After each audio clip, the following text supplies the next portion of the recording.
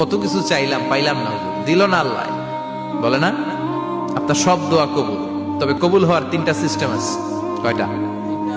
চান্দুল্লার ভাইয়েরা মনে থাকবে কয়টা? আপনি যত দোয়া করছেন সব কবুল, কারণ আল্লাহর কাছে কিছু চাইলে আল্লাহ ফিরাইয়া দিতে জানে না। আল্লাহ জানেই না কেমনে ফিরাইয়া দিতে হয়। সুবহানাল্লাহ কোন? চাওয়া মাত্রই আল্লাহ বলে অ্যাকসেপ্টেড, যা কবুল, দিব দিব না এটা বলতে জানে না, চাওয়া মাত্রই বলে দিব। 3 সিস্টেম। নাম্বার 1, আপনি আল্লাহর কাছে দোয়া করলেন, চাইলেন, আল্লাহ বলে দিব, বলেই তিনি দিয়ে দেন আর আপনি খুশি হয়ে যান, পেয়ে গেলেন। নাম্বার 2, আপনি আল্লাহর কাছে দোয়া করলেন, চাইলেন, তখনও আল্লাহ বলে দিব, তবে এখন না, সবুর, একটু পরে দিব। কখন দিলে আমার জন্য ভালো, আমার চেয়ে ভালো জানে কে, পরে দিবে। নাম্বার 3, চাইলেন, দোয়া করলেন, আল্লাহ তখনও বলে দেব, তবে এখনো না, পরেও না, কিয়ামতের দিন যেদিন বিপদে পড়বে ওই দিন দেব।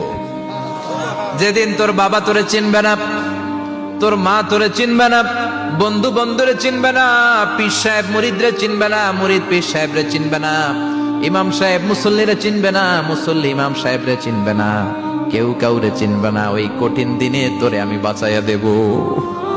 তাই দোয়া যা করছেন ছোটবেলা থেকে আজকে পর্যন্ত, লস হয়েছে না লাভ? লস না লাভ? এজন্য বেশি বেশি দোয়া করার দরকার আছে না নাই?